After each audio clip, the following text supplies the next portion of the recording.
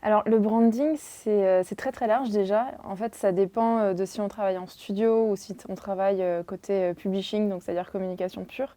Moi, je suis plutôt du coup, en bureau publishing, c'est plus une partie communication. Donc c'est-à-dire qu'on va s'assurer de l'image de marque sur notre marché, donc moi en l'occurrence pour la France, bien transmettre les valeurs, s'occuper de tout ce qui est communication des différents événements qui sont sur le jeu. En gros, c'est vraiment un peu être le gardien de la marque sur le marché.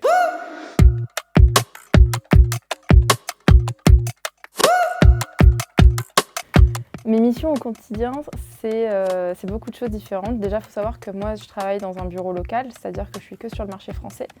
Il y a un bureau à Los Angeles qui s'occupe de tout ce qui est stratégie de marque internationale. Et nous, en fait, au local, on s'occupe du coup de s'assurer que cette stratégie soit compatible avec notre marché. C'est-à-dire que le message soit bien compris par notre audience. C'est aussi savoir écouter les besoins du coup de l'audience, donc là des joueurs français, et transmettre ces besoins à l'international pour qu'on soit sûr qu'ils soient bien pris en compte. Alors la plus grosse activation que j'ai pu gérer, c'est pas vraiment une activation en soi, mais c'est plutôt une campagne. C'était les 10 ans de League of Legends, donc c'est une campagne qui a duré pendant 2 mois entiers quasiment. Ça partait de la célébration de l'annonce, enfin de la célébration des 10 ans du jeu à l'annonce de tous nos nouveaux jeux en fait, parce qu'à la base on n'avait qu'un seul jeu et d'un coup on en a annoncé plusieurs autres. Et s'en est suivi toute une célébration avec les joueurs des 10 ans qui s'est terminée par un stand à la PGW.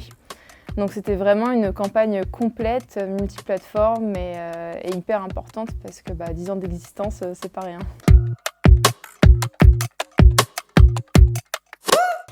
Alors le digital a un impact assez important sur mes activités, sachant que je fais exclusivement du digital.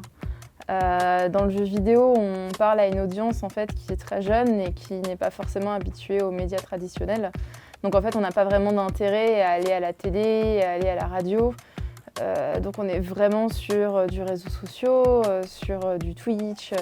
En fait, même quand on fait une activation physique, comme par exemple un stand à la Paris Games Week, il faut toujours que derrière il y ait une retombée digitale parce que sinon pour nous en fait ça n'a aucun intérêt parce qu'on n'arrivera pas à toucher la plus grosse partie de notre audience.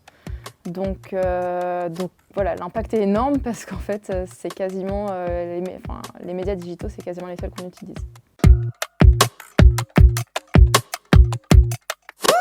Pour travailler sur le branding, si je dois donner un conseil, c'est de réussir en fait à faire un mix entre de la créativité, parce que c'est un métier qui demande énormément de créativité dans les idées d'activation, faire preuve aussi d'empathie, parce qu'il faut vraiment connaître l'audience à qui on s'adresse, et il ne faut pas supposer qu'on sait ce qu'ils veulent, parce que nous aussi par exemple on est des joueurs, mais vraiment faire preuve d'empathie, les écouter et les comprendre pour pouvoir répondre à leurs besoins, et en même temps d'avoir aussi un esprit stratégique.